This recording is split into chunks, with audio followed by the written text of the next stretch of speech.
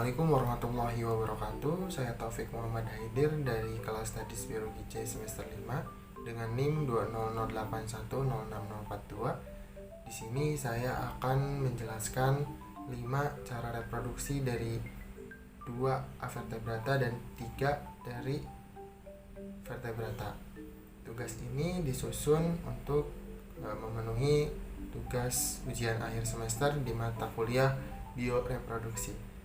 Berikut merupakan videonya. Ada hewan avertebrata. Yang pertama itu ada dari Achatina pollica, di mana siput ini merupakan hewan yang sangat unik karena memiliki 2 alat reproduksi yang terletak di bagian lehernya.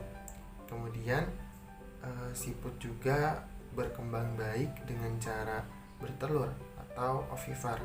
Nah, meskipun berkelamin ganda, siput ini tidak dapat melakukan perkawinannya sendiri karena memang masaknya sperma dalam sel telur ovum tidak bisa secara bersamaan. Dan juga dalam proses reproduksinya, siput ini akan mengeluarkan bau-bauan yang memang akan menarik pasangannya.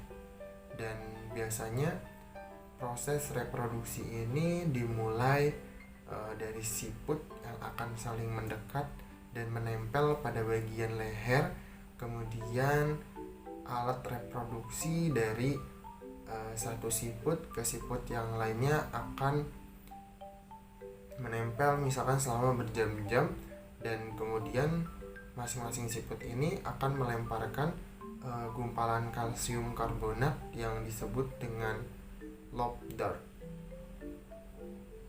Nah, kemudian dari lobe dart ini itu biasanya akan berbentuk seperti sabit yang berujung tajam dan biasanya akan tertancap pada tubuh masing-masing siput tersebut. Dan lobe dart ini akan ditembakkan ketika tubuh sepasang siput masih saling menempel. Kemudian lobe dart ini akan mengeluarkan banyak sperma yang kemudian akan membuahi sel telur yang dihasilkan siput pasangannya. Dan dengan demikian kedua siput akan sama-sama dibuahi. Proses pembuahan yang terjadi ataupun berlangsung akan terjadi selama 12 jam. Nah, siput akan menaruh telurnya dalam jangka waktu kira-kira 2 minggu usai pembuahannya.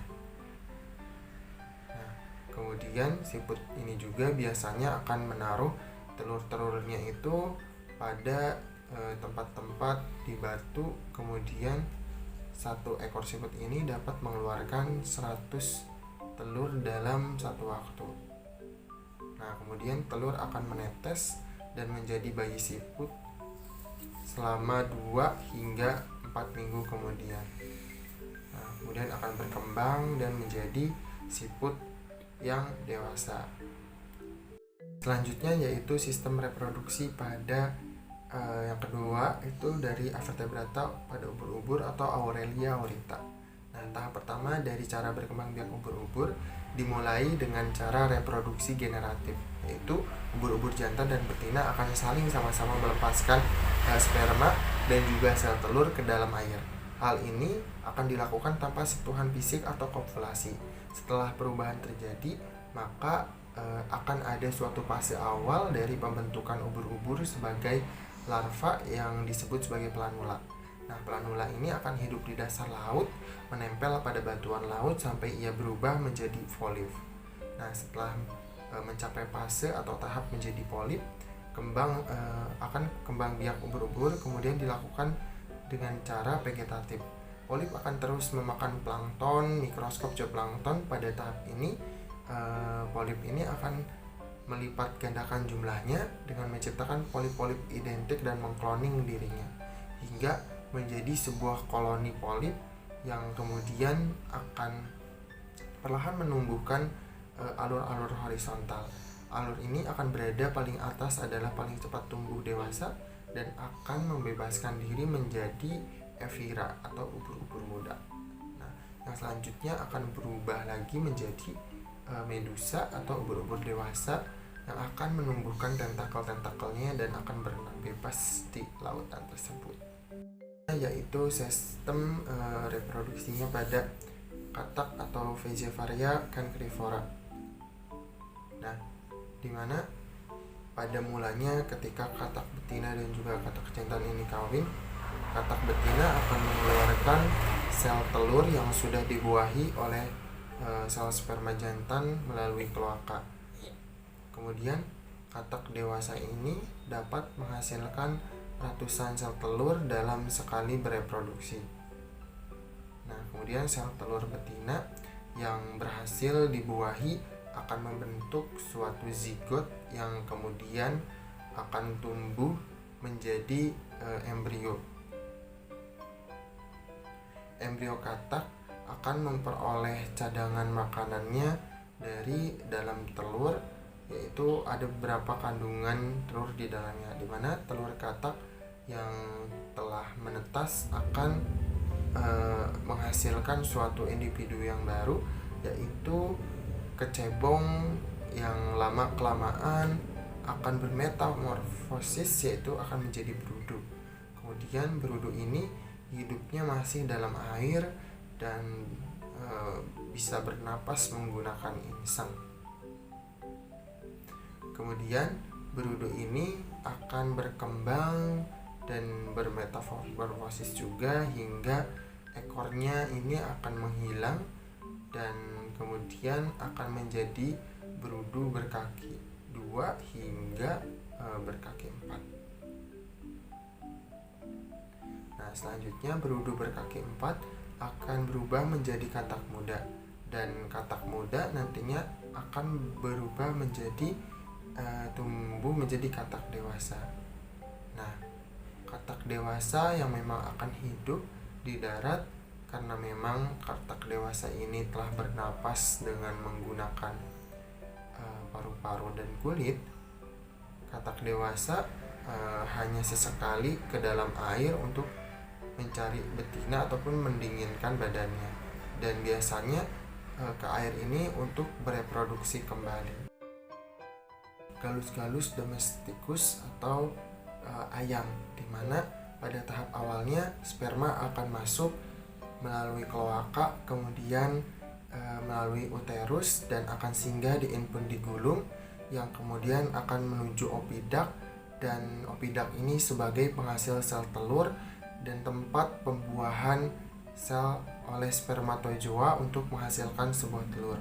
Kemudian selanjutnya akan masuk ke magnum sebagai organ lanjutan dari infundigulum dengan memiliki fungsi dan juga peran untuk membentuk bagian putih dari telur atau sel albumin yang memang dihasilkan oleh infundigulum dan oviduk, biasanya selama 3-4 jam. Kemudian selanjutnya akan masuk ke ismus sebagai organ lanjutan dari magnum. Setelah pembentukan putih telur akan dilanjutkan dengan pembentukan selaput telur, yang memang selain itu fungsi dari ismus ini juga dapat memisahkan putih telur dengan kuning telur, biasanya dengan waktu 1-2 jam. Kemudian akan masuk ke uterus sebagai organ lanjutan dari ismus, yaitu akan terjadi pembentukan selaput telur dan juga pemisahan kuning dan putih telur kemudian akan dilanjutkan kembali dengan pembentukan kerabang telur selama 20 jam. Nah, kerabang telur ini juga dapat menjadikan cangkang telur akan lebih keras. Nah, kemudian ketika sudah terbentuk cangkang telur akan keluar dari kloaka dan akan terjadi reaksi oksidasi antara telur dan juga lingkungannya, sehingga mengakibatkan telur tersebut dapat keras bagian luarnya dan akan dierami oleh ayam tersebut biasanya sampai 20-22 hari dan akan menjadi anak ayam yang baru.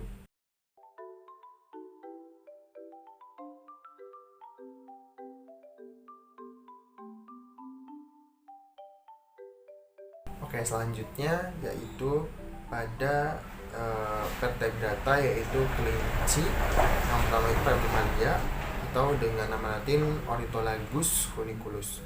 Nah, biasanya terdiri dari beberapa siklus. Yang pertama birahi, rata-rata siklus birahinya 19-21 hari, dan biasanya akan lebih panjang daripada masa keringnya, sehingga pada beberapa peternak mengatakan ternak kelinci birahi akan terjadi sepanjang waktu. Birahi yang pertama itu setelah melahirkan atau postpartum pada ternak kelinci 1-4 hari setelah melahirkan. Kemudian sekitar 20 hari setelah melahirkan birahi berikutnya, setelah 40 hari setelah melahirkan pada birahi 1, 2, dan 3 tersebut jika dikawinkan juga akan berpeluang untuk hamil kembali.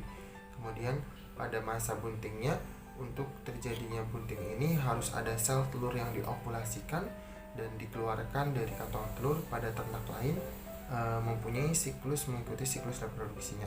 Biasanya pada akhir birahi, sel telur ini akan mengalami okulasi, kemudian akan terjadi spontan saat kelinci dikawinkan, dan ketika betina dekat dengan pejantan karena suatu rangsangan yang akan mengalami ovulasi spontan. Biasanya bunting kelinci ini akan terjadi 30 hari. Nah, kemudian setelah lahir, masa menyusui pada anak kelinci ini akan terjadi sekitar 40-60 hari tergantung jumlah pada anak kelincinya. Dan pertumbuhannya ini relatif lambat karena memang produksi susu dibagi untuk anak yang banyak, dan masa menyusui ketika anaknya banyak akan diperpanjang. Terima kasih telah menonton. Mohon maaf apabila ada kesalahan. Saya cukupkan sekian. Wassalamualaikum warahmatullahi wabarakatuh.